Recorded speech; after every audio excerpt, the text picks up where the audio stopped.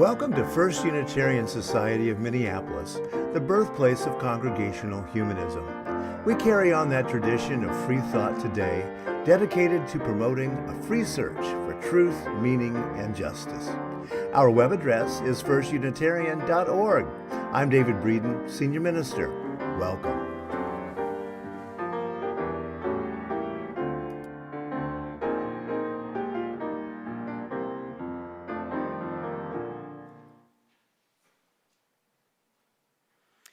Good morning. Good morning, everyone, and welcome to our Sunday Assembly for July 23rd, 2023. Whether you are joining us on site or online, we are delighted that you are here as a part of our gathered community. I will say that for those of you on site, if you parked on our Groveland side of the building, you may have seen some new parking meters over there. That was a little surprise on the Walker side of the building. I jumped right out of my car to see that they are only in effect Monday through Friday. So they are happy for us to park as long as we want to on Sunday. We could be like a Baptist service and just stay all day long. Those of you online, you just don't have those kind of worries today. We are delighted this morning to welcome my friend and colleague, the Reverend Laura Thompson. Laura serves the Minnesota Valley Unitarian Universalist Fellowship in Bloomington, and you were an intern here at this congregation in 2013-14, when David Breeden was just newly here, I believe. So some of you may know Laura from that time or from having been in her congregation down in Bloomington, and we are really delighted that you are here with us. You may remember, congregation, that David went down to Bloomington back in the spring, so this is the second part of our pulpit swap. So glad to have you. Our theme this summer is Off the Beaten Path, and these are the words of Elena Avila, a curandera, or traditional Aztec folk healer. She says, sometimes the longest journey we make is the 16 inches from our head to our heart. Come, let us gather in community.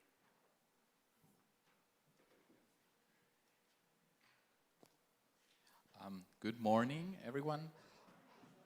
I hope you're all doing well on this Sunday, and I'm certainly very happy to be here again and sharing some music with you.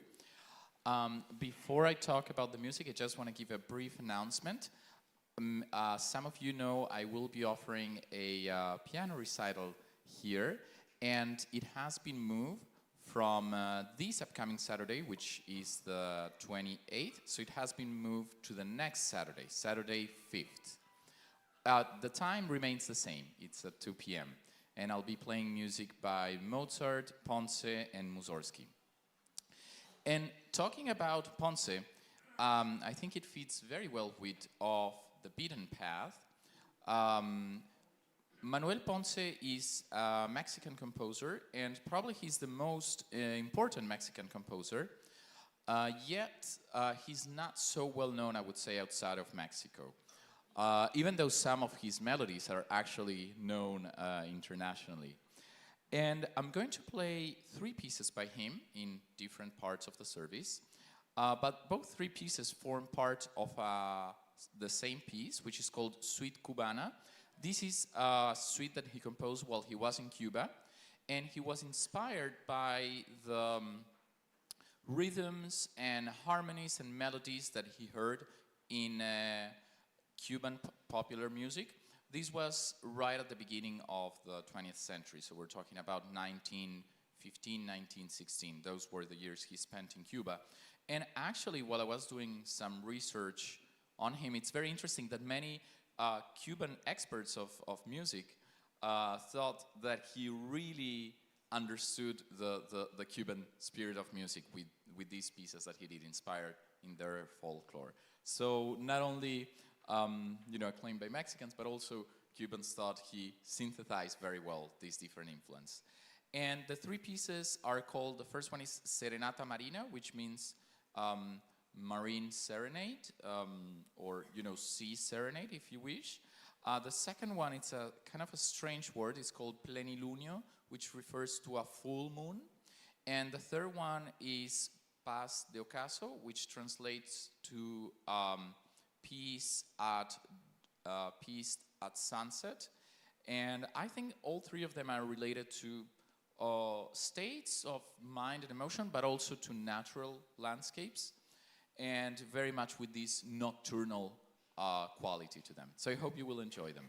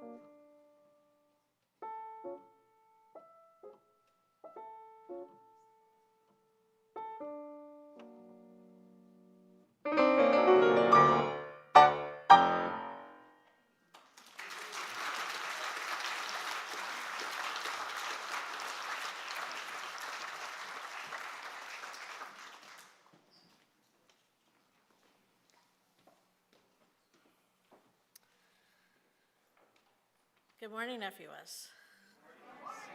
It's a joy to see you. I recognize some of your faces. It's wonderful to be here this morning. We begin our assembly by lighting our chalice as we remember one of our principles and aspirations. Today, it's the first FUS aspiration. Do you all recite that with me? No? Oh. Is it up there?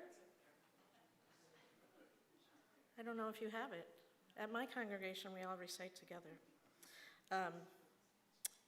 what this aspiration is, that we aspire to live joyfully and ethically in loving, reverent relationship with humanity and nature.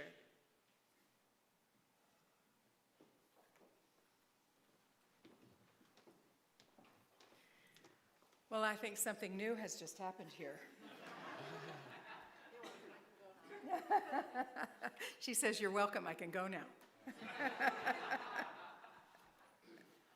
I think we'll sing together. Number 1002 in our Teal songbook, "Comfort Me," and the words will come up here on the screen.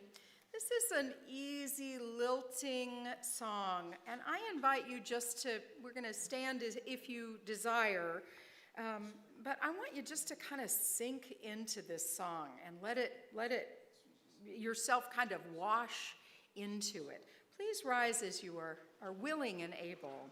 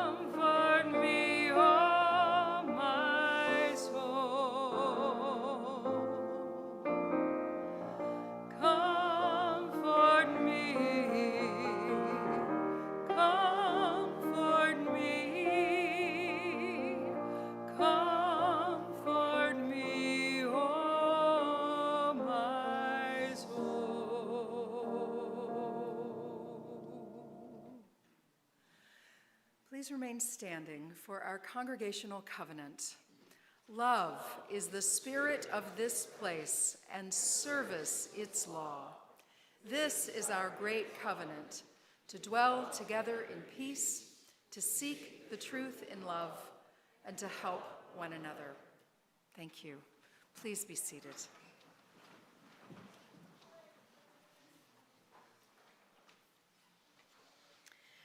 First Unitarian Society is a congregational humanist community. That means we are here for each other.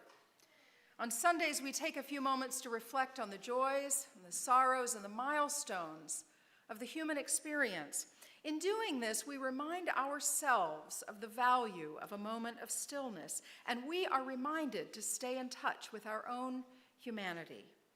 And as a gathered community, we do this so that no one among us is alone, either in celebrating life's joys or in facing life's burdens or tragedies. We are here for each other.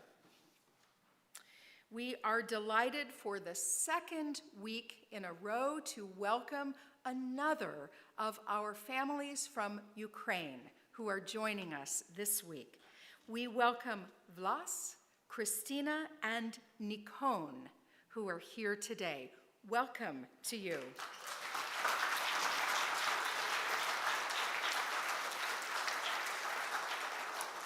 Three local congregations, the Dakota UU Congregation, Minnesota Valley, and First Unitarian Society have worked to bring 3 Ukrainian families to the Twin Cities. And as we did last week, this week we're going to learn some Ukrainian again. We are going to say Laskovo prosimo.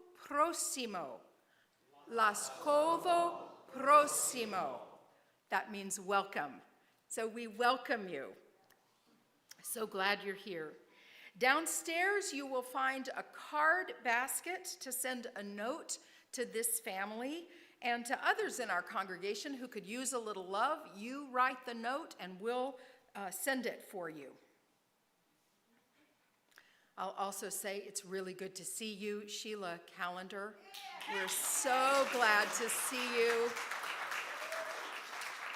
No mere broken bone can keep you down. We're so glad that you're here with us today.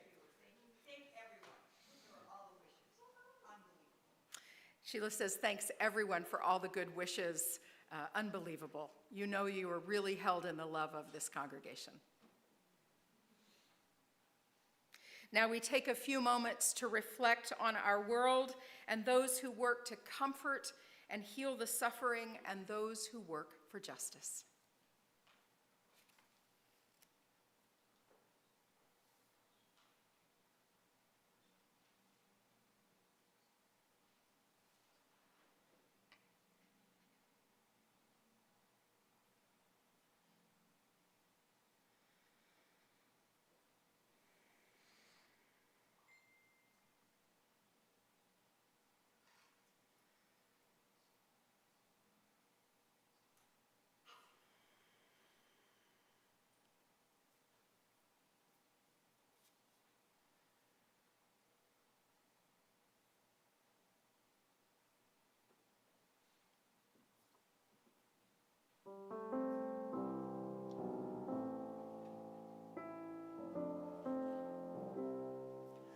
When I breathe in, I'll breathe in peace. When I breathe out, I'll breathe out love.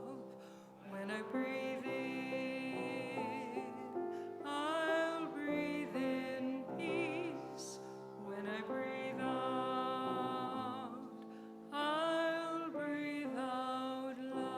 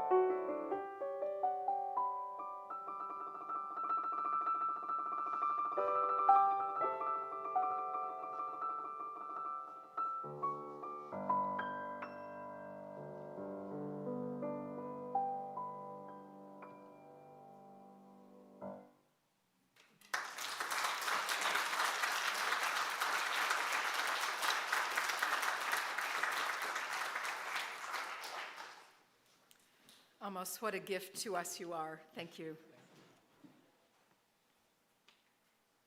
This reading is by our colleague Liz Loeb, called Teshuvah. Its origin is in Hebrew, literally meaning return, referring to the return to God. Teshuvah is often translated as repentance. It is one of the most significant themes and spiritual components of the high holidays. Liz writes, "A million years ago, in what sometimes feels like another lifetime, I had the privilege of studying quantum physics. I learned that we are made of stardust, that time and space and galaxy are infinite and unknowable and real and magnificent all at once, that all life and the possibility of life consists at its core of relationships and change, that all of our actions have an impact, and that impact extends beyond any measure of our horizons, and that matter is not solid at all." I'm just going to read that paragraph again, because it's good words and I want to get them right. A million years ago, in what sometimes feels like another lifetime ago, I had the privilege of studying quantum physics. I learned that we are made of stardust, that time and space and the galaxy are infinite and unknowable and real and magnificent all at once, that all life and the possibility of life consists at its core of relationships and change, that all of our actions have an impact, and that impact extends beyond any measure of our horizons, and that matter is not solid at all. We are not solid at all. We are made of constant motion, of oscillating electrical charges that spin and spin in a web of interconnection and interdependence. The being I call me or you was created by thousands of years of light, traveling in all directions. I tell you this in order to invite you to feel the resonance and magnetic field of your body. What I mean when I say that every molecule in me and in you and in us carries the memory of right relationship.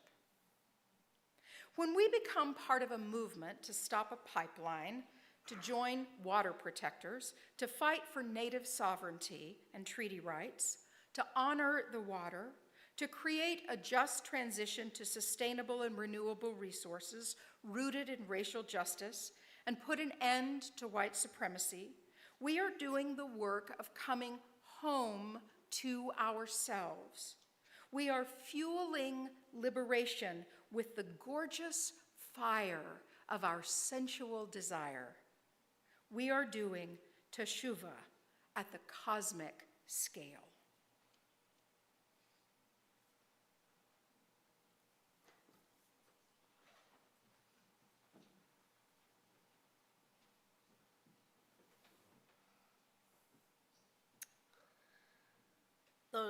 Those words from Liz Loeb really speak to my heart. Liz is one of the directors at Interfaith Power and Light, an organization that works on environmental justice here in the Twin Cities statewide organization, I think. So, but it's that feeling of being connected to all, being connected to the source, that I wanted to talk to you a little bit about today. How do we get there? How do we get to that space? How do we remember that connection that we have with everything? And one of the absolute best ways to do this is through spiritual practice. So that's what I want to talk to you today about. Specifically, What is it? Why is it important? How do you do it? And maybe even how often should you do it? So let's break it down. But first we need a definition of spirituality, a word that some of us embrace, and maybe some of us are like, feely stuff over there. So I'm going to offer a couple of definitions maybe to help you out. The University of Minnesota offers this. Spirituality is a broad concept with room for many perspectives. In general, it includes a sense of connection to something bigger than ourselves, and it typically involves a search for meaning in life. As such, it is a universal human experience, something that touches us all. Something that touches us all. People may describe a spiritual experience as sacred or transcendent, or simply as a deep sense of aliveness and interconnectedness. Now, my own definition of spirituality is that it is the nature or value of your relationship with everything that is beyond the self. This includes our ancestors and those yet to be born. This includes those you have connecting details with and those you don't. This includes all living things. This includes the elements of fire, earth, water, and air, all of the energy around us that moves beyond us, among us, and within us. In Unitarian Universalism, we call this the interdependent web of existence. Using that framework, it's also your connection, right, to all living things, to all of those creatures that we share this planet with, to that stardust that we came from. It's your relationship to all that is, or was, or will be, to all that is known and unknown, to infinity and omnipresence. It's your connection to that spark where it all began, to which it continues ever expanding across the universe. To be a spiritual being is to have awareness of those relationships and those connections. Now, our spirituality as individuals is shaped and expressed in our beliefs, in our faith, in our religion, in our experiences, and in our curiosity. It is where our great hopes are born, where dreams are seated, where compassion resides. It's also where our deepest sorrow and grief are, because spirituality is all about our relationships of what is within, among, and beyond us. Because of that, it's also where love grows. All humans are spiritual beings. All humans are spiritual beings. Because all humans have a relationship, or have an awareness of their relationship with everything outside of themselves. Our lives are as spiritual as they are physical or intellectual or emotional, maybe even more. French philosopher Pierre Teilhard de Chardin is credited with saying, "We are not human beings having a spiritual experience, we are spiritual beings having a human experience." This is to say that we are all born into this interconnected web that expands infinitely beyond us, but we are limited to our own experience due to the limits of our own physical existence.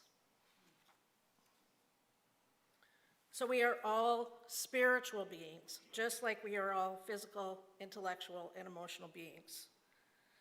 And just like that, you cannot take away those parts of your being. You cannot not be a spiritual person. Now, of course, this doesn't mean that you are the most spiritually expressive being, right? Just because you don't run marathons doesn't mean that you're not a physical being, correct? You still are a physical being. Just because you're not the most emotionally expressive person doesn't mean that I don't have emotions. Those of you that aren't emotionally expressive, please remind people around you that yes, you do have emotions, just don't express them well or all the time. something I'm working on.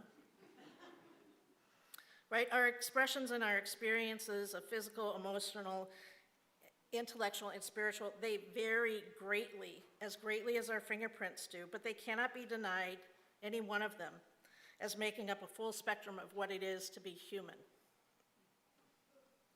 Knowing that spirituality is an undeniable part of our existence, we can then look at it with the same values that we put on our physical being, our intellectual being, and our emotional being. That is, we can nurture it for the betterment of our being, and because spirituality concerns our relationship with that which is beyond us, as nurturing it for the betterment of the vast web in which we dwell. And this is where spiritual practice comes in. Spiritual practice is any exercise we engage in with the intention of nurturing our spiritual existence. Intention, underline, bold in my script, is a necessary component of spiritual practice. You can't have spiritual practice without intention.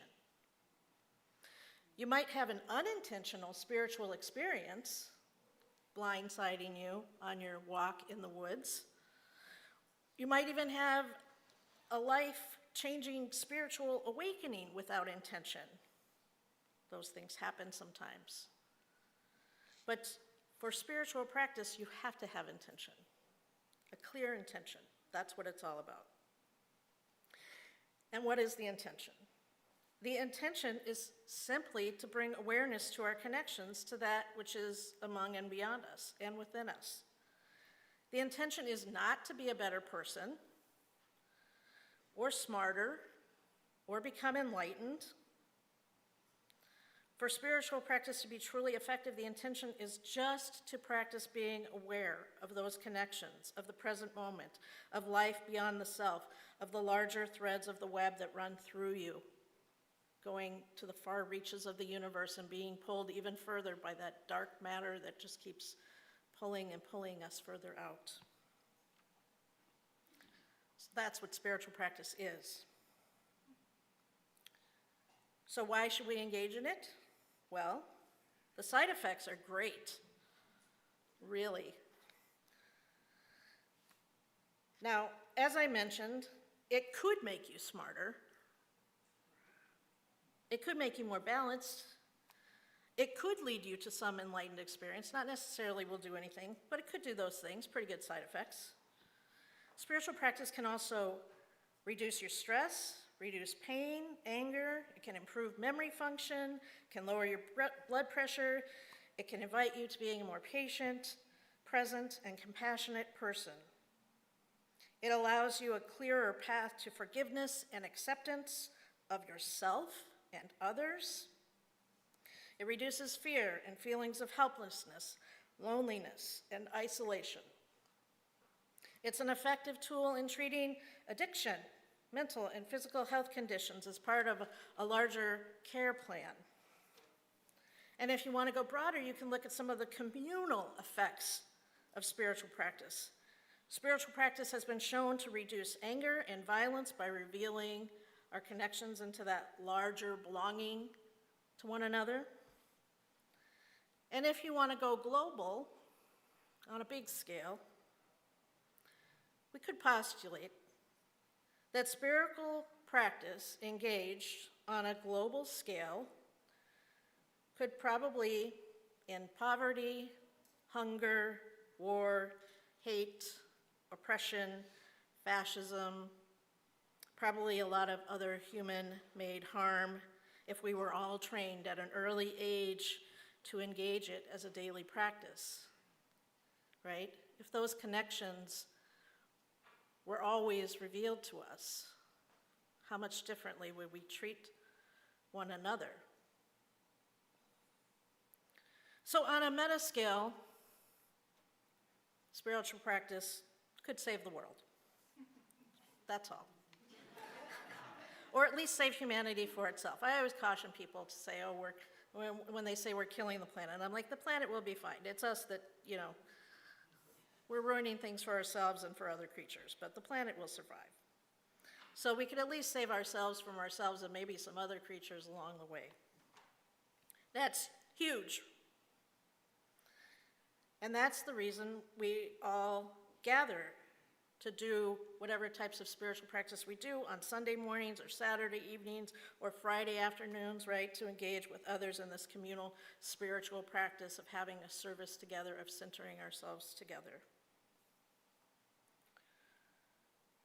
We turn our thoughts to that which is larger than us, where we acknowledge the reality that it could all be so much better if we kept acknowledging the reality of our connections to one another.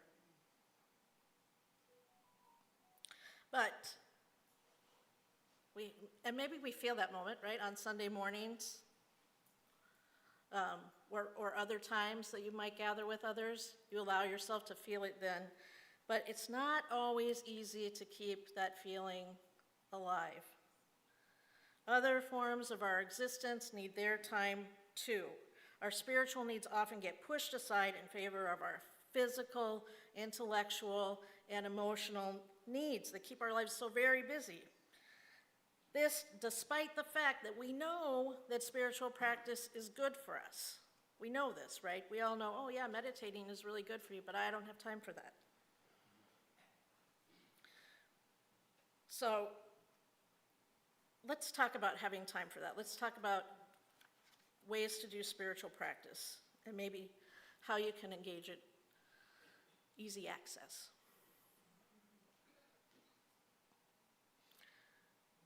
First of all, the most important thing to note about spiritual practice is that it is practice. Again, bold, underline in my script, practice. You just practice it.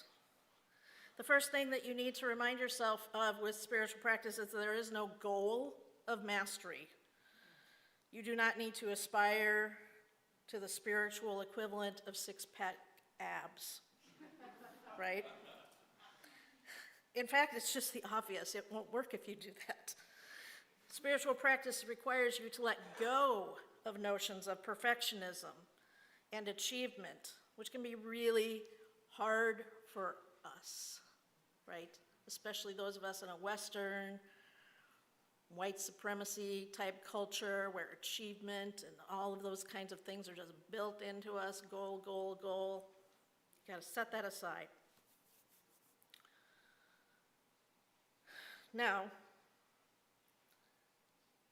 regarding your practice then, if you're not perfecting it and you're paying attention to it,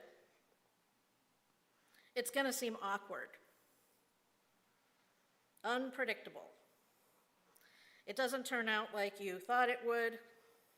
If that happens, congratulations, you've done it. Life is awkward, unpredictable, and doesn't turn out the way that you thought it would. So if your practice feels like that, well, then you've truly tapped in, right?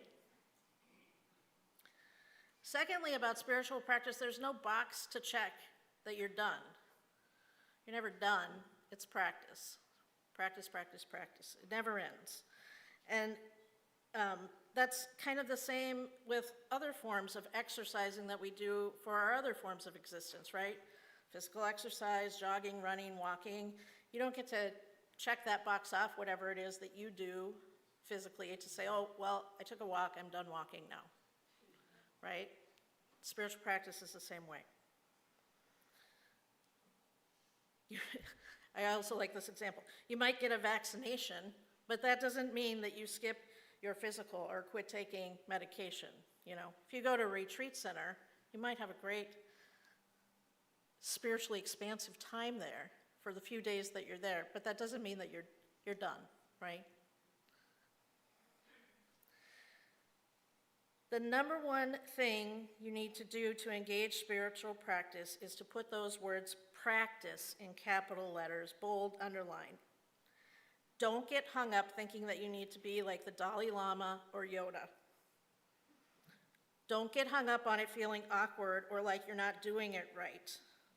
It's worth it just for the mere sake of doing it. And you're doing it for the fact that it honors your own existence and worth and that of the worth of life around you.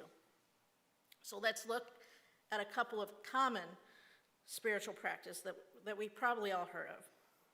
The two most engaged practices are meditation and prayer. Both of those practices involve slowing down, paying attention to what's going on right now. With prayer, we focus on what's going on with us and with others, and we name our feelings around it, and we send those thoughts out to the universe.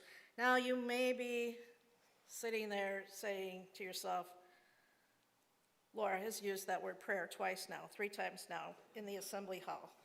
What is she talking about? Don't get stuck in those thoughts, please.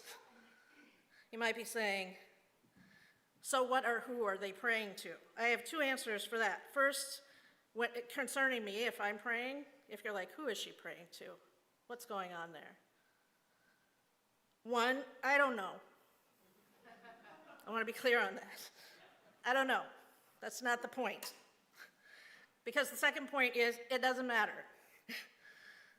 It doesn't matter to me that I don't know. I should also add that it shouldn't be your concern who or what anyone else is praying to, because it's their spiritual practice, right? We all have different beliefs when it comes to stuff, and some of us like to pray even if we don't know who or what we are praying to. Even if as a professional minister, my prayers still sound rambly and awkward whenever I do them. That doesn't matter. Because what's important is that I'm just naming the things that are close to my heart, the things that need to be lifted up. I am revealing those connections to what is within, among, and beyond me, and that matters. Why am I praying? Again, I don't know. Because it can relieve stress, because it can help ground me, because it can improve my health, because maybe it saves the world by deepening my connections to the bigger realm of existence, therefore changing my actions and the actions of those around me if I'm doing a communal prayer, save the world, yada, yada, yada. I mean, I always say prayer at its minimum just names the feelings that you need to get out, and at its most, it could save the world. Who knows? Now, prayer can be a personal thing or a communal thing, like saying a word of gratitude before a meal. It can be short or rambling like mine. It can be formal or familiar, recited, made up, silent, spoken, or even sung. But it isn't a practice that everyone prefers. Though it is a common one that we might be invited into, right? When you go to other places, when you're at a wedding somewhere, or maybe a funeral service, at a congregation that isn't your own, sometimes prayers come up. So I invite you to make peace with it so that you can be at peace when that happens there, instead of thinking, who are they praying to? What's going on? Why does this matter? Don't get stuck there. Now, if you think prayer is kind of elusive and hard to understand, let me introduce you to meditation, which is equally so. This is truly a thoughtless act. Right? Actually, it's not even an act, because you're trying to do nothing. Which is so hard. Meditation is the practice of being in the present moment and setting all your thoughts aside, but not really. And it's way harder than it sounds. There are many kinds of meditation, kind of like prayer. There's silent, there's walking, there's chanting, there's guided meditations. YouTube has a ton of these things, and there's the Calm app, and there's all kinds of things that you can use. Headspace that has all these meditation apps that I recommend. Mindfulness is also a form of meditation. I'm going to talk a little bit about more of that in a minute. Now, you can meditate sitting, laying in grass, standing by a tree, floating in the water. You can meditate with others or alone. But my favorite meditation, and I say favorite because it's the one that I'm able to do without those thoughts keep coming in, and then before I know it, I'm like working on my grocery list and writing a sermon in my head, or planning a conversation with somebody in my head, and it's 5 minutes down the road, and I'm like, oh, I forgot I'm supposed to be meditating, and then I go back to it, and then I get frustrated, which isn't bad, right? It's practice, so you let go of that. But still, I want to be centered, and I want to experience this moment. So one of the things that I do is I engage in kind of a mindful senses meditation, and I'm going to actually invite you all to join me in that now. For those of you watching online, this would be a good time to turn yourself away from the computer screen. If you have a window, that's preferred. But any scene that's not your computer screen would be good. But the first thing that I want to invite you all to do is get in a relaxed position where you're seated, right? Take a deep breath, close your eyes. Just feel like the chair, that the bench is holding you, where you're seated, wherever you are. Again, another deep breath to relax. And we're going to focus on our senses. I also want to say that most of the time when I do this outside. But the first sense that you focus on is smell. And this is a really hard sense to get in touch with sometimes, so this is why I like to do it first. So just take a moment and notice what things around you can smell, and just name them to yourself.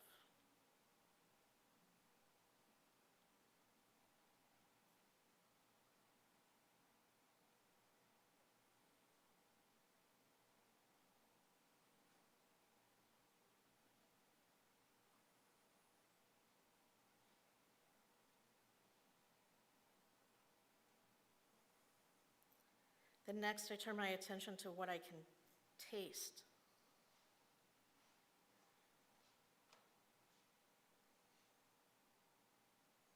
Sometimes this is a hard one too.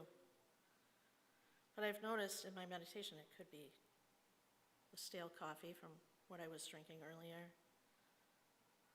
Sometimes when I'm outside in the winter, I can taste that kind of metallic iciness of the ice and snow.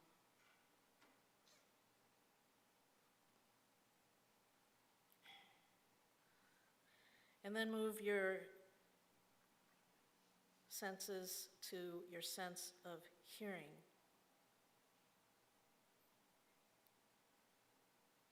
What do you hear?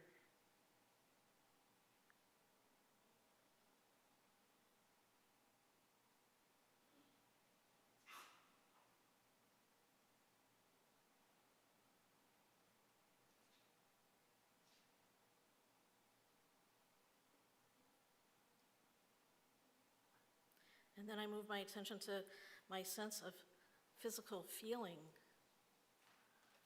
What do you feel? Where can you feel your clothes touching your body?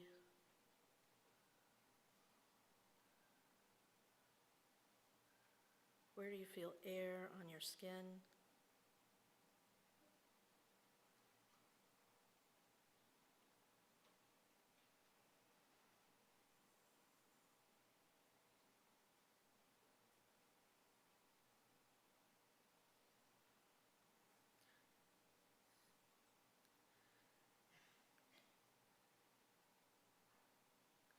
And then I open my eyes. I invite you to open your eyes, look around.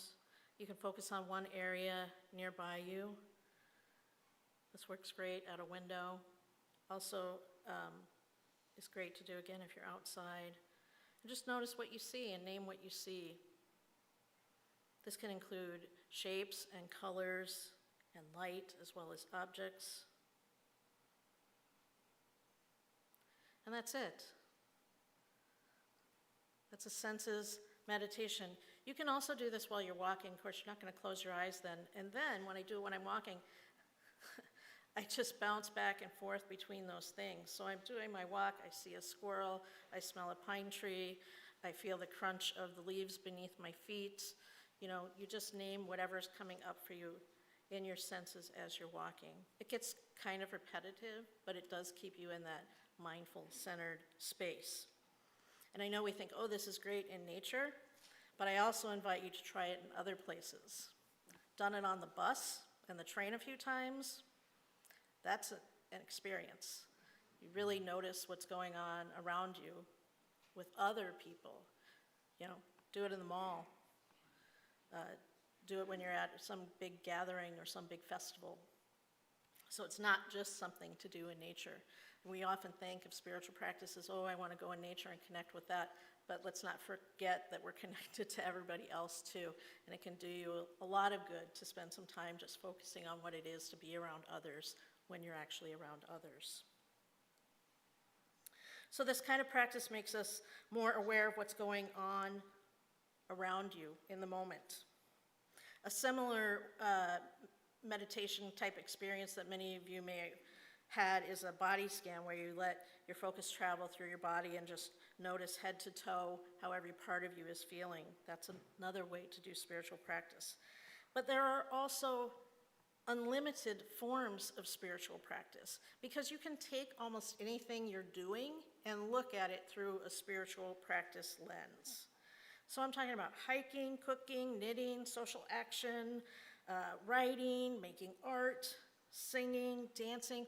All of these things you can look at through a spiritual practice lens, right? My former career was a chef, and not every time I cook, because most of the time I'm just cooking, but if I decide that I want to do spiritual practice as cooking, I'll pay attention to every single ingredient, thinking about where it came from, thinking about how physically it feels for me to be using my hands. One time I was making bread that had seeds in it while I was doing this, and I looked outside and there were the birds at the feeder right there, and I just thought, oh, how connected am I with them right now? I've got this seeded bread that I'm working on, and they're out there eating seeds, and I felt really connected to them. And so, I mean, you can engage it in anything. If you really want to use spiritual practice as a way to change the world, try for a day to think of your consumerism as spiritual practice, right? Because I guarantee if you start thinking about where everything is, how it affects everything in the great web when you're out shopping, well, first of all, it's really hard to shop and do that because you're aware of how much impact you have on everything. But that's what I'm saying. Spiritual practice has a huge impact beyond just relaxing ourselves and lowering our blood pressure. Because it brings us into that right relationship. It brings us back, like that reading from Liz Loeb, takes us back to that right relationship from which we came.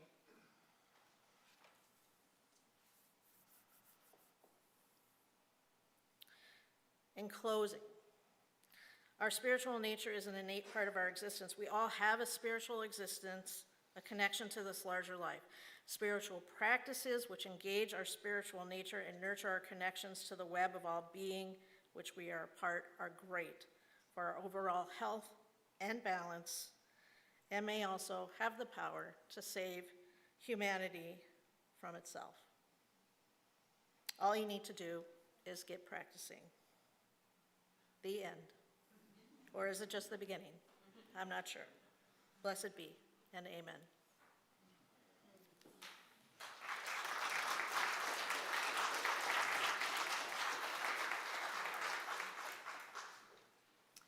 So now we'll sing number 1008, When Our Heart is in a Holy Place. If you'll stand as you're able, our lyrics will come up here.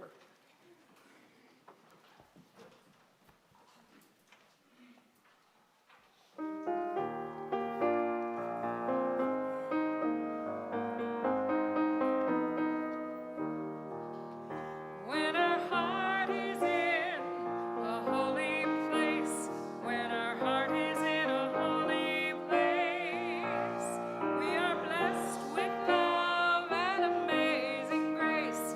When our heart is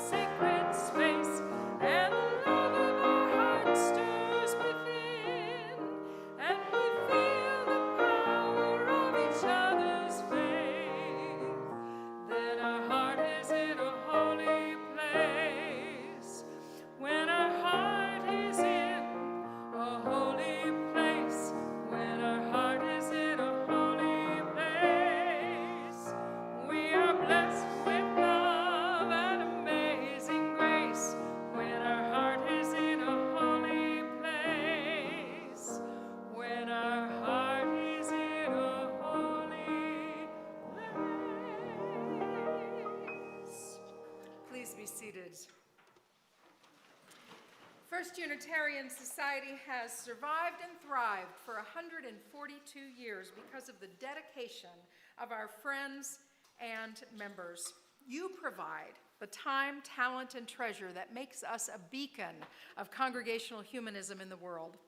If you'd like to make a financial contribution today, you can do so in one of several ways: via our website, the Venco mobile app, via PayPal, or using our electronic kiosk downstairs, or by stopping by the office with a check. We'll take your money any way it wants to come.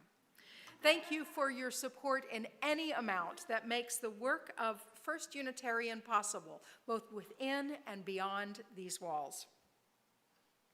And a few announcements today. For those of you on site, we hope you'll join us downstairs for our mini meal. Today we have cream of broccoli and chickpea stew with naan bread, perfect pasta crust pizza, we have beef or veggie, and oatmeal caramel cake. So we hope you're here for that. Folks online, we hope you'll have something delicious as well.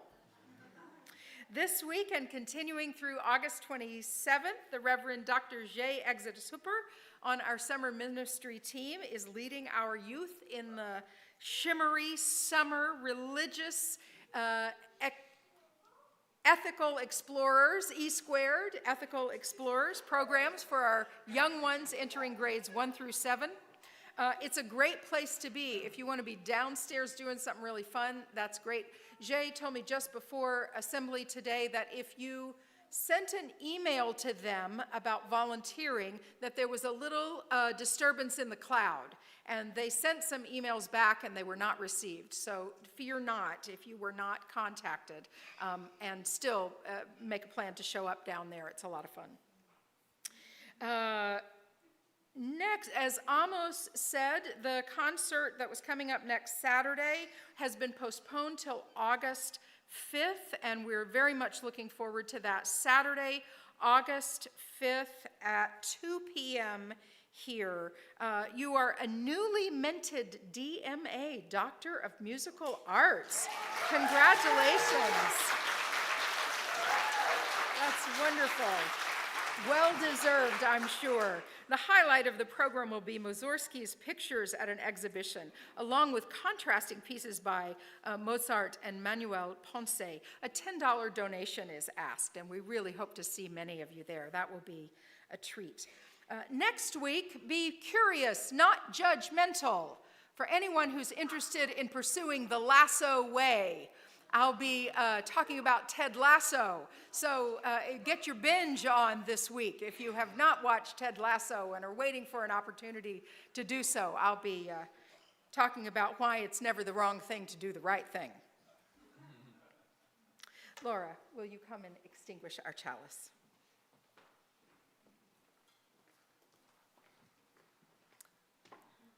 Are we reciting these together? Okay.